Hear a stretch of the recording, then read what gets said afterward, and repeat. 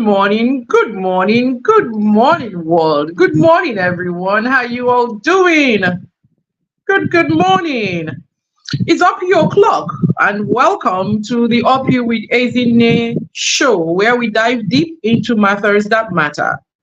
Today, we are privileged to have Ramatu, whose recent documentary has exposed the harsh realities of illegal abortions and sexual trafficking in Jos. But first, how are you doing? My favorite question to every single one, every week. How you all doing? I trust everyone is good. I trust that we are all keeping up with life. It's Up You with Ezinne, still your favorite female-centric show, and I'm here to keep you company as always. So let's do this, my beautiful people. Finding self, finding purpose. My name is Ezinne Kufrekanem, and I'm your host. As always, I'm thrilled to have you join on today's episode. The topic is Unveiling Injustice, Exposing Illegal Abortions and Sexual Trafficking in Jos. Illegal abortions refer to abortions performed outside the bounds of the law or without proper medical authorization. This could involve procedures conducted by unqualified individuals or in non-medical settings, which can pose serious risk to the woman's health and safety. The legality and regulations surrounding abortion vary widely by country and region. When abortions are illegal or restricted, it often leads to unsafe practices and endangerment of women's life. Sexual trafficking, on the other hand, also known as sex trafficking or human trafficking for sexual exploitation, it involves the recruitment, harboring, transportation, provision, or obtaining of a person for the purpose of a commercial sex act. It's a form of modern day slavery where individuals, often women and children, are coerced, deceived, or forced into engaging in sexual activities for the financial gain of the traffickers. Victims of sexual trafficking are exploited through force, fraud, or coercion, and they typically have limited or no freedom to refuse or escape the situation. Sexual trafficking is a serious human rights violation and a criminal offense in most countries. And to think that both acts are happening in our country under our watches for the paltry sum of 5,000 naira or 5K for short. 5K. Yes, you heard me right. 5K illegal abortions carried out on minors, girls below the age of 18 years.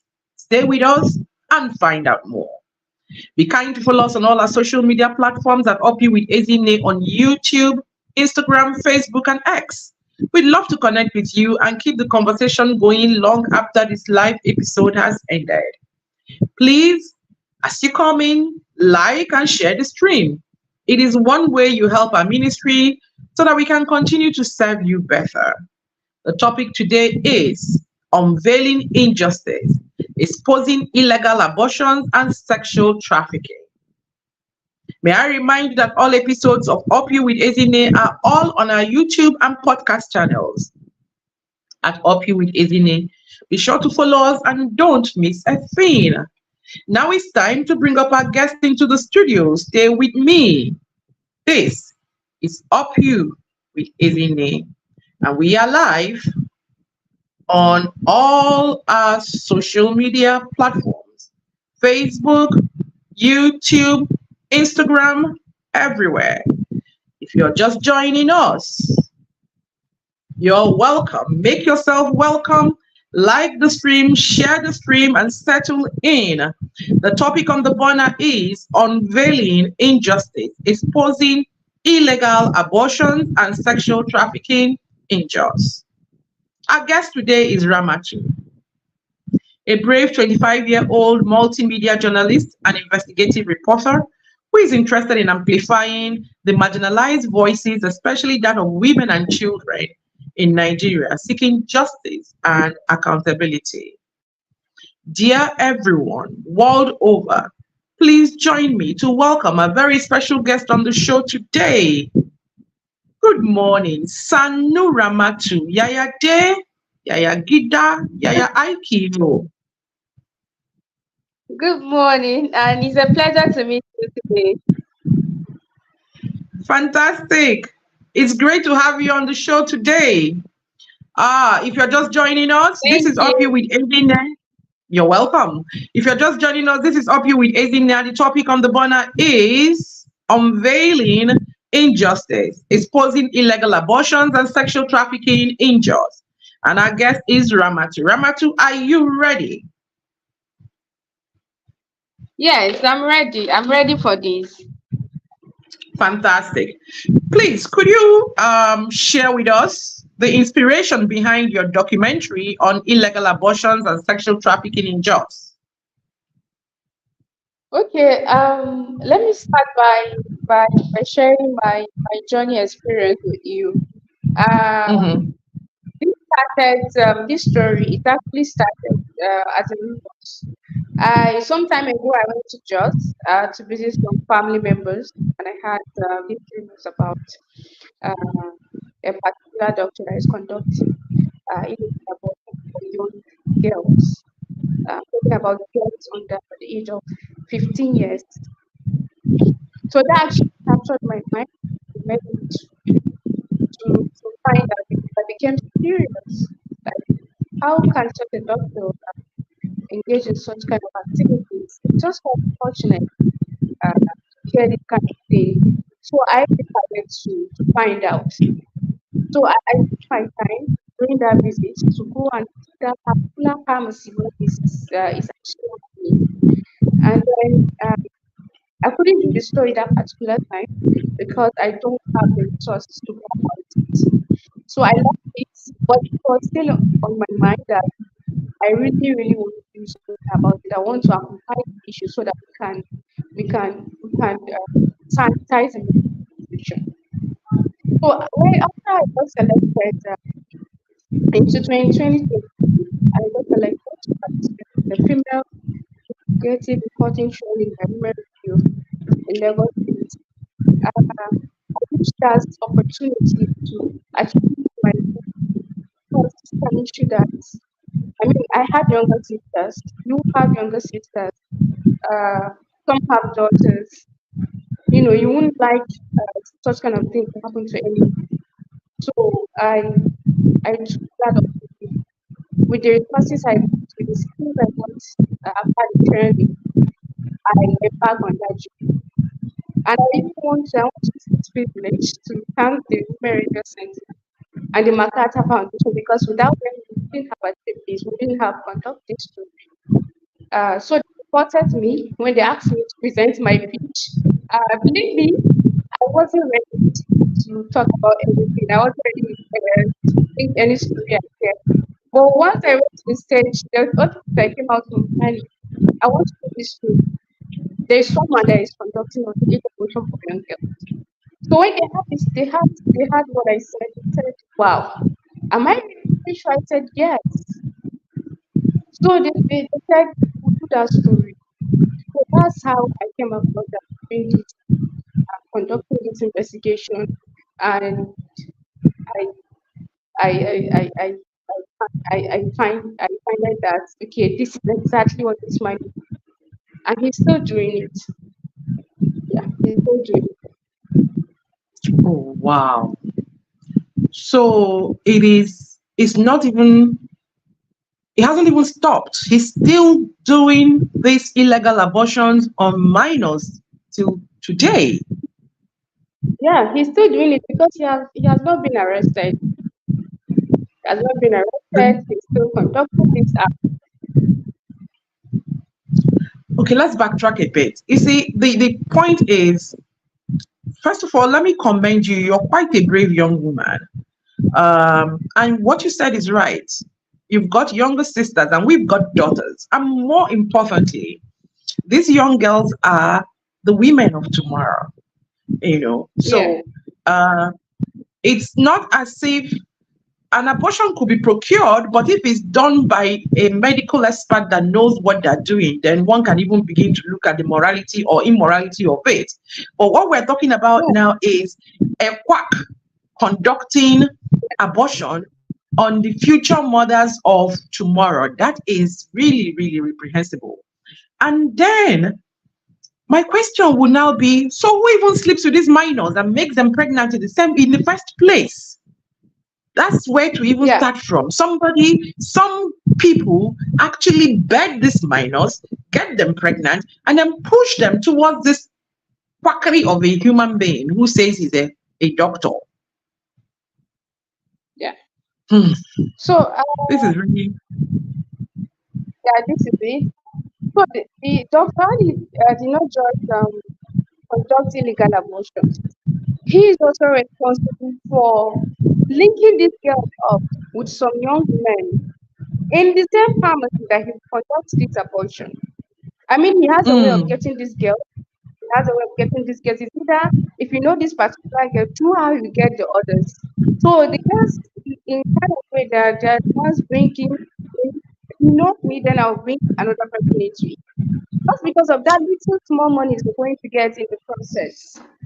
oh my God. So he's enticing them.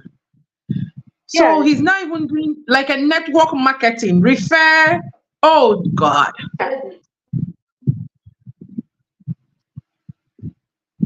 Mm, this is quite distressing. Yeah, Yeah. this is quite distressing. Uh, uh, Definitely. how do you cope? If I'm feeling this way, I'm wondering how you coped going through, getting to unveil all these shocking practices. How did you cope? Well, it was actually a long story, but believe me, at some point I wanted to back up. I wanted to back down because this is very risky.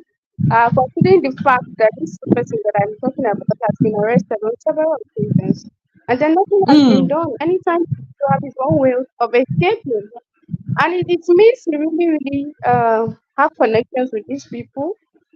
There's some people that actually helping me. There's some people that are helping me uh, in doing this because you can't tell me somebody that is actually committing this crime and has been escaping for how long and this is going to be going on. You really have people at the top that actually helping you. That's what I mean. that's even more disturbing because if he has backing, then it will become even tedious to bring him to book because they will always find a way of saving him. Okay. Yeah. What are some of the other disturbing revelations you encountered during your investigations? Because one, you've told us about the abortions, you've told us about him coercing them and giving them back to young women, young men. That means that he can even perform multiple abortions on the same person. Yes. During my investigation, I mean, my find is some of them are really, really terrible because this man that I'm actually talking about, he conducted some abortions for some of these particular girls, and in the process, they died, they lost their lives. There's this particular girl that he conducted an abortion for, Aisha. She's 14 years old, without her parents' consent, without her parents knowing anything about it. He conducted it, and in just she had complications in the process. She's a young girl, and her mom did not know about it. And after the abortion, she started having complications, and then she died 2 months later after the abortion. And this is not the only girl that lost her life in the process. There's another girl too. Her name is Halima. She too, she lost her life in the process. So these are the only girls that I know about. There's many more that have a story to tell. Are you There are many. saying that are you saying that a mother somewhere watches her child die through an act of a quack medical doctor and she doesn't raise an uproar? She is not They just accept that Yeah. they died, and that's it. Okay. What some especially some people, especially in the north. I'm sorry to say this. I don't want to bring this up, but I just want to make a point. Some people, imagine someone that doesn't have a father. She doesn't have a father figure in her life, and her mother Mm. is someone that is very poor.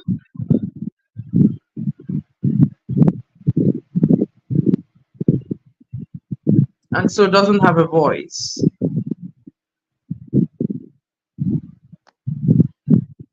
He's We've not scared of lost anybody. you. Mm-hmm. Okay, I'm yeah. So Go ahead. you know, the mother doesn't have any, she doesn't have a father figure in her life. And what most of these women, most of these mothers think about, they're only concerned about, okay, if I make any complaints and I report this to the public, what is the outcome of my daughter? Is she going to get, Oh, is she going to get a husband? I know that what feeling. are the communities women from even, and this is one of the reasons I found out, because I follow up with the mother, because she refused to actually talk to us. She refused to allow me use what she said, like, so I just have to leave that off the story. But based on what the discussion I had with her, she said she was scared. She wanted to report this particular doctor, but she was scared she can't. Because even if she did, who is going to help her? Who is going to support her? Are the security people going to help us to see that they got this man arrested? Considering the fact that they don't have any man in their life to support them, to stand for them, and considering the fact that they don't even have any money to help themselves. So she just had to let it go and keep quiet about it. And then she felt like she felt as a mother, because while all this thing was going through, she didn't even know about it. And this is as the result of a peer group influence. This girl has a friend who somehow leads her to this kind of life, who took her to this man, and then she died in the process. So the mother too has a fault. Where was she when all these things is happening? To the extent that the girl got pregnant, as a mother, you didn't know about it. And then this happened again. After the girl got pregnant, she still went back to this particular doctor and he did the abortion for her. And that was the end of her life. So it just kind of it's quite unfortunate. Quite It is unfortunate, very really. unfortunate because I can't even begin to think about the burden of knowing that you failed the child that you birthed. That for Yeah. whatever reasons, whether out of your control or within your control, you failed the child you birthed, and you couldn't even get justice for her. Is one thing for her to even die, but you couldn't get justice for her. This is really heart rending, very heart rending for me. And mm, you already know two of such, and I'm sure there are many more that have died and just gone like that, and we just accepted that this is the way it is.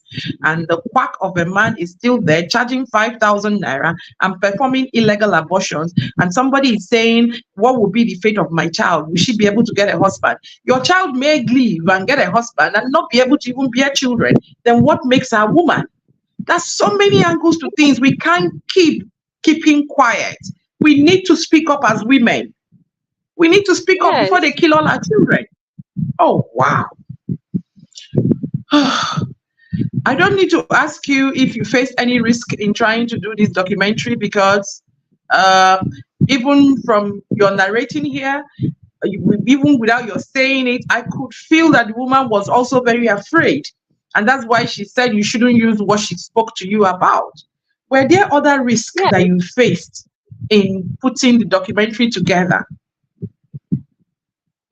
Okay, one of the risks I experienced in my investigation was I got scared in the process, because considering the man I'm talking about, this man is fearless and he can do all sorts of things to you.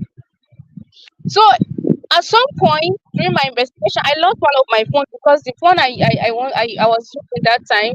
I mean, I've been to his clinic 2 times, covering up, so he didn't know who I was, and I went. and in the process, I lost my phone, and this is because the man was. I mean, it was very scary for me. It was very scary, and this kind of person can actually set you up or do something very very harmful. So that was one of it. And then secondly, when I was doing that documentary, we just have to be careful because you can't just go to where your enemy is and say you want to capture everything. Considering the fact that we sent this man a letter to address the problem, he couldn't. He just went ahead and renovated the place. So we were kind of very scared because I think it's not even I think he's already suspecting, and I think he's already trying to find me. He's trying to find me. I know. So it was actually a very risky. It was risky. But thank God I have good mentors and coaches, and thank God for Women Radio Center too, because they gave me all the support that I need, and they're always there for me. Yeah, He won't find you. He will not find you yeah. no I matter pray. how much he looks for you. Yeah, Because the long hand of the law is going to catch him before he begins to find you. He has a clinic, you say. Does he keep these yes, girls he in his do. clinic? Or they walk in and walk out? Okay, I would say they walk in and walk out. They don't really stay there, and mostly the activities is around that evening time. Yeah, Hmm, I can imagine. So what does the community know about this? And what do they think? Did you speak to anybody in the community while you were doing this investigation? What's their opinion? Are they happy with what's going on with their children? okay. The community know about it, and that was why there were rumors from the beginning because they knew about what this man is doing. But the question Hmm. is, what can they do about it, and how are they willing to deal with it? So in that, I don't know. In that kind of community, that kind of you know, enjoyer market, most of the people that stay there are very poor. I mean, they don't. So it's hard for them, I think, to take any decision against him. And the thing is, there's a lot about this man. There's some things I don't want to say here. But there are lots of things about this man. He's very fearless, even in the community. That most of the residents here, they're afraid of confronting him. They're scared of him. But they knew about it. And when I spoke to one of the community leader, who she even hid her identity for me. I had to go. I think I've been going there for more than a month for her to get a response to just speak to me. It was at the end I was able to get her attention, and she was able to agree to talk to me. And what she said she knew about it. She said she started hearing it as a rumor, and then I think there's some time that he did the same abortion to someone close to her, and so she knew about it. But in that kind of setting, what kind of community leader too? Because maybe if you say, okay, let's stand up and fight this man, and let's say the right authority, like the police and others, are not willing to join them in fighting this man. What can they do? They can't do anything, and he can still backfire them. That's the issue. It's amazing. I mean, this guy is not a medical doctor. He doesn't It's run a proper clinic. Yet, no, he is very powerful in the community. This guy is committing crimes against minors. Minors. If they were adults and carried themselves to him, that's a different ballgame. Minors.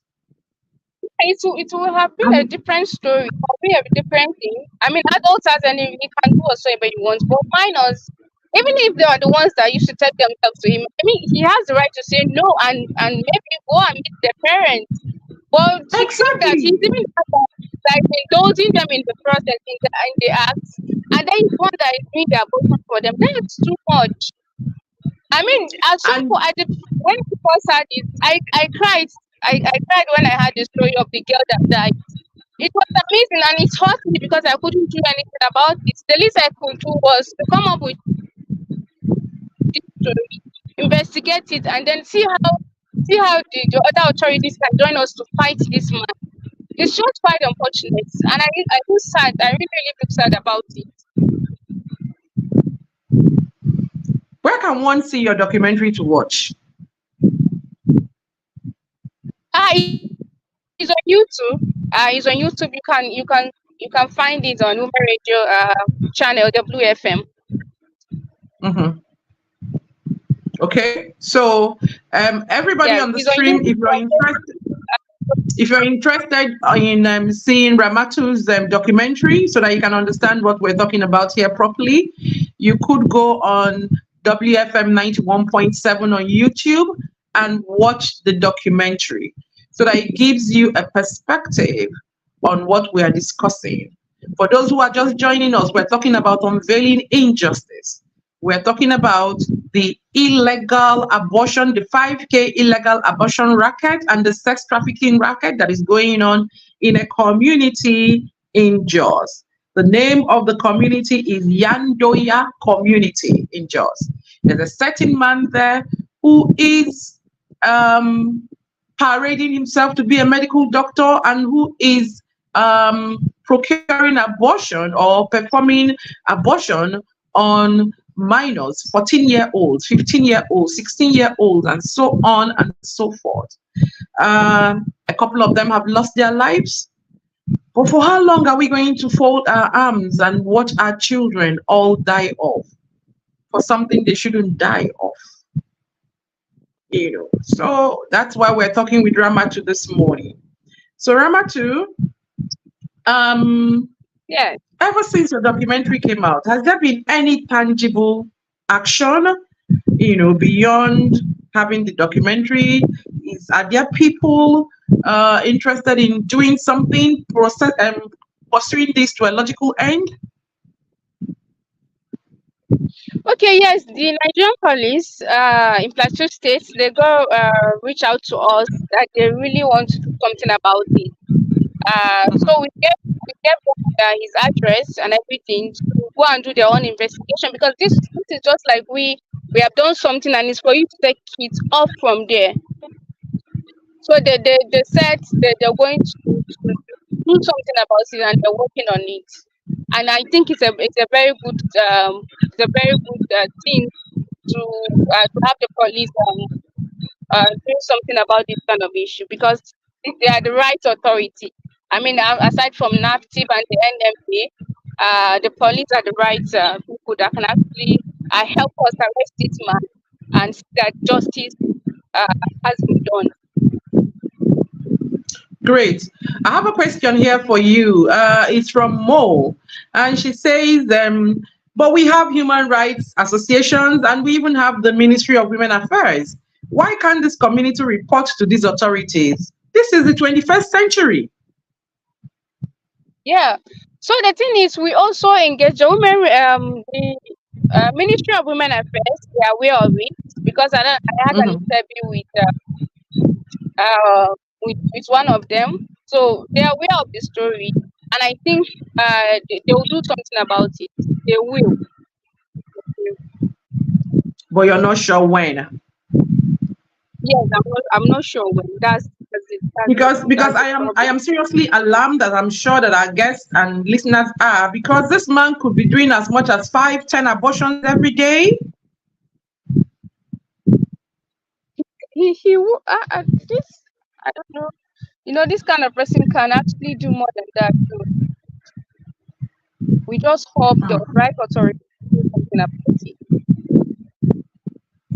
Okay, speak to us on the sexual trafficking aspect of this. Is that also some sort of business he engages in? Okay, I think it's part of the things that we do. It's part of the things that we do, and that's why he was able to engage these girls to put them up. The little money they got, they will still come back to him for their portion. And I think he's getting commission from for it. I think so. I think so. Oh wow. Oh wow. Okay. Ramatu, please could you tell me, you are a journalist, so you understand media. What do you Yeah, think the role of the media should be in this addressing women and girls issue? Every match we stand up and we say it's Women's Month, and we shout, break down the bias, do this one and that one, da da da da da. Da. But this is the real issue we should be looking at. What do you think the role of the media should be in such a case as this? Like most said, this is the 21st century, for crying out loud. yeah. Okay, I think this is actually a collective responsibility for not just me, for not just you, but for every other journalist that is in and out in Nigeria. And what other media houses should do is to help us amplify this thing. They do amplify this story for us and ensure that this story goes to the right authority. And let's try and push it so that the right authority will do the needful. That's what we should do. We should not just do it and stop, but I think it should be continuously. Let's keep pushing, let's keep amplifying it until they respond to us. I think this is the only way we can help the situation, and this is the only way that can help in this. Okay. Yes, we'll keep talking, we'll keep creating awareness, we keep pushing it in our different publics, in our different spaces. We'll keep pushing it, and Yeah, hopefully we'll get to an authority and that would say, for for us to actually conduct this kind of story, believe me, there's 100 stories that have to do with issues like like this. I Yes. encourage my fellow journalists, especially women, try and amplify these kind of issues in your communities. Let's help change the narrative. Let's help ourselves, because as long as we help our children, we help these young girls, just like we're helping ourselves and we're saving our future. These girls will be mothers one day, and how do you want them to train their children? And believe me, some of these girls that actually in this kind of situation, they can do all sorts of things. Might just pick prostitution as their profession. So there are lots of negative things, and some might die, some might. There are lots of issues that if we can stand up against this, we can be amplifying this kind of story and making sure that the right authorities are involved in this. We can actually change the narratives and we can help save our future. Okay, brilliant. I have another question here for you. Because this topic is Hydra headed, um, we're just looking at we're looking at the outcome of something, because somebody makes these girls pregnant in the first instance. That's where to start from. So the question here is, what can be done to find out the people responsible for these pregnancies? Okay. I think the first thing to do is Because to ensure that no, this man is bec- arrested. That's when we'll be able to get the others, because he knows them. We don't, but he knows them. So if we can get them through him, and getting them through him is by arresting him and let him tell us who are these men and why is he even doing that in the first place. Why are you doing that? This is a family man. He has a children and he's still doing this.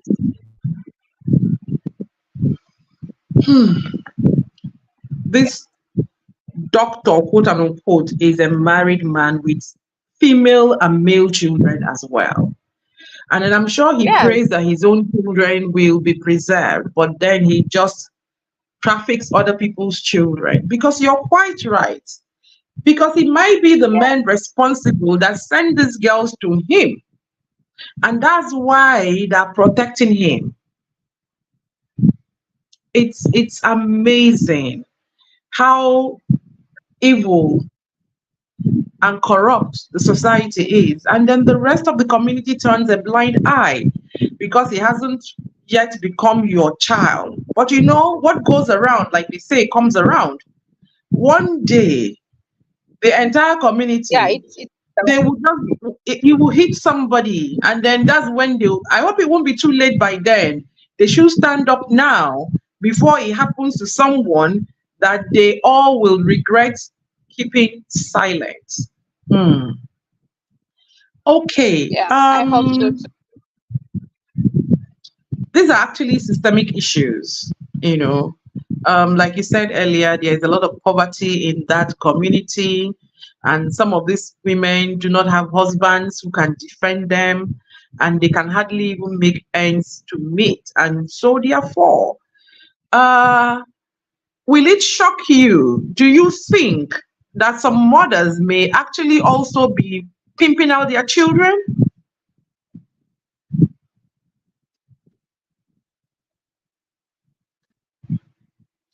Ramatu, are you there? Yes, I'm there, Do you think some but I mothers couldn't get the may Yes, I said, do you think some mothers may actually be pimping out their children, considering the level of poverty you describe in the community? well, I don't know. I can't say that. But what I think mothers should do is they should be careful. You cannot just, I mean, when I investigated this issue, I realized that these girls do not even go to school. Neither are they doing any small business that will help themselves. So I think mothers should actually stand up. There's no way you tell me your child goes out right since the morning and come back in the evening, and you might see him with a little something coming into the house. You will not even ask the girl, where did she get that from? These girls, I mean, they're doing this and they're getting a little something out of it, a gift or something, and they still carry this thing to go back to their houses. So what are mothers doing about this? You do not enroll her in school. You do not enroll her in any business. What happens? Is your fault. Because if you stand up, you're doing something. If you're not working, you should be doing a business. You should help yourself, and you shouldn't allow your kids, especially a girl child in this generation. You shouldn't allow her to be going out like that. I mean, we hardly somewhere we grow up in a house whereby we are not allowed to. We hardly go out unless we're going to school or we're sent to an errand. But we see these girls, especially in this community, and I'm talking about this Yan-Doya. We see these girls roaming about. One morning, the girl will be going, she'll be roaming about in the streets. I think this is the genesis of the problem. So You know, indirectly, I would say indirectly, you know that saying that an idle mind is the devil's workshop. So now yeah, there is no school, there's no schooling, there is no trade. So they just roam from morning till night, and they are just sitting sitting down for whosoever um, is interested. And I do not think that we can exonerate the mothers completely, because whether you have a man or not, or whether you're poor or not, what is wrong is wrong. What is wrong is wrong. Like you said, yes. What is wrong? your child comes in with something that you don't know where it's coming from, but you keep quiet and accept it and eat it or use it, you know? And then suddenly one day Yes, she turns up dead and you say you can't talk. You've compromised yourself. The mothers, the gatekeepers are compromised. And that is very sad. That is really very, very sad. Ah, it is. I don't know. Yes, please go ahead. Ramatu, please go ahead. Hello, Ramatu, can you hear me? Okay, I can hear you now. I didn't get that the last part. I said this is really very sad and is a systemic issue. That's systemic issues because you see, when someone cannot even meet bread and butter needs, the person may just resign themselves to life and fate. Yes, it is. It's really sad and isn't about it. Others do something about it. Yes. Yeah. But Yes. now, thank you really for this documentary. The documentary will throw light on this. But you see, I feel like the whole community is already traumatized. The entire community is traumatized. You know, the entire community is going through Yeah. something. Where does one start from to bring sanity and consciousness into it? Because it's almost as if, well, we're resigned to fate. So if you do this thing and get pregnant, and then you get the abortion, okay. If you live all right, if you don't live all right. Yeah. I think they're really, it's like a burden. This is a burden to them, and this is something that has been uh is very disturbing actually. And considering the fact that something is happening in this community, the community members are suffering. They're really traumatized because if they can't talk about it and it's really paining them, oh, it's really disturbing them it's a very big issue. It's a very big issue. So it's really traumatizing and it's just so terrible. You know, it's a terrible experience for them. And I pity that kind of community that cannot stand against someone because they feel it's powerful and they think they don't have they can't do anything about it. You know, I after watching your documentary, I Yeah, found it difficult to sleep. I kept asking myself, how can one person be stronger than an entire community? What that's the does he have? question. What does he have? What is the thing that he has as hold over the entire community? And he's not even the chief or something. You know, so He's I'm not. like, yes. So I'm like, how? How did they get there? Because obviously it's not a today thing. It's not something that happened in 2020 or 21. This is a long ongoing stuff. Yes, yes. I mean, particular community for over 20 years now. For over 20 years, that policy has been here and he has been doing it. He has been doing it. It's not something that just happened yesterday or today. He has been doing it. And people know about it. But I don't know. I don't know the kind of power he has that made them not to be able to deal with him in that community. Those kind is quite unfortunate. Sometimes I really do ask questions. I ask my friend questions. Why is he like that?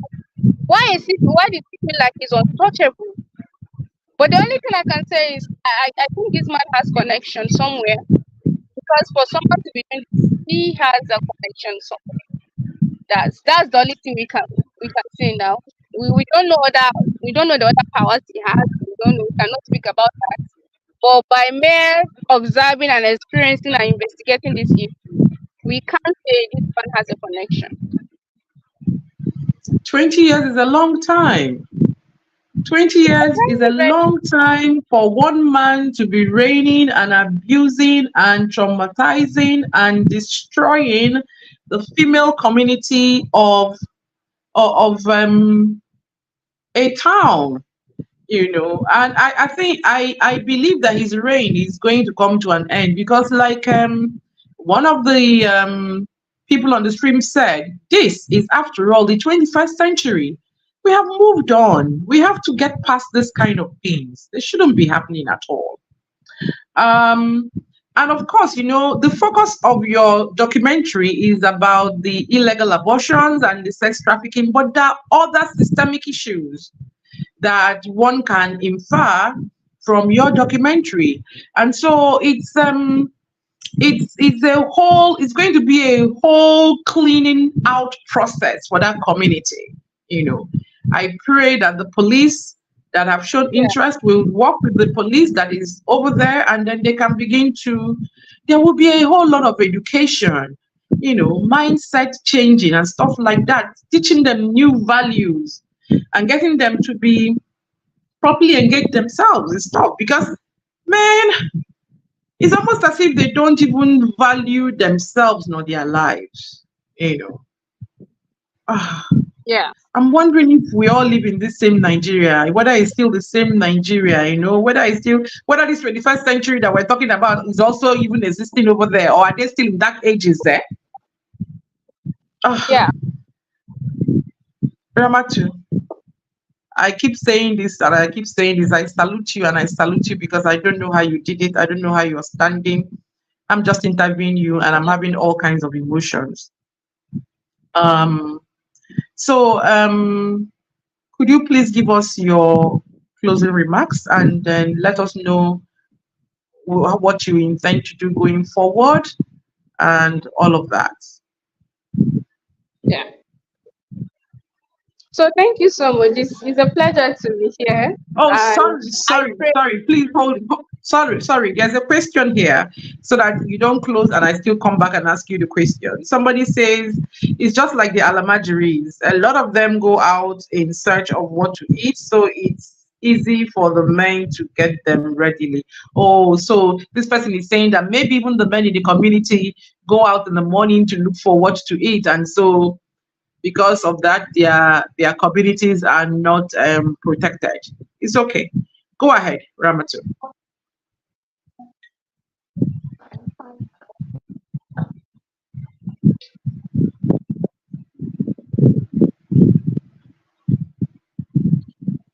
Ramatu, Okay, I can hear you now. I go ahead. Can we have your closing remarks? Okay. I want to use this opportunity to call on the authorities, especially the Nigerian police, the National Medical Association of Doctors, the NAPTI, and NGOs. Please, they should come together and do something about it. Let's get this man arrested. Let's find justice for these girls. Let's safeguard our community and let's sanitize the medical profession. This is my whole story.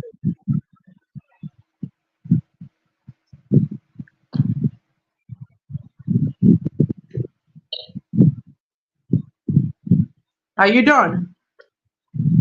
Yes, so thank you. It was a privilege and an honor to be here. And also, I want to use this opportunity to thank the MacArthur Foundation and Women Radio Center for making this a documentary a reality. I hope and I pray we'll get the other journalists to help us keep amplifying it until the justice is done. Thank you.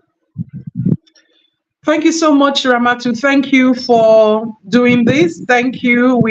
All of us on this stream saw that you were commuting from one point to the other. In spite of Yeah. your busyness, you are very passionate about this, unveiling injustice and getting justice for these children. So we thank you for sharing your insights with us today and thank you for the impactful work that you're doing. We absolutely look forward to seeing the positive changes your documentary will bring, not just to that community in Jos, but also all over. We all need to do better.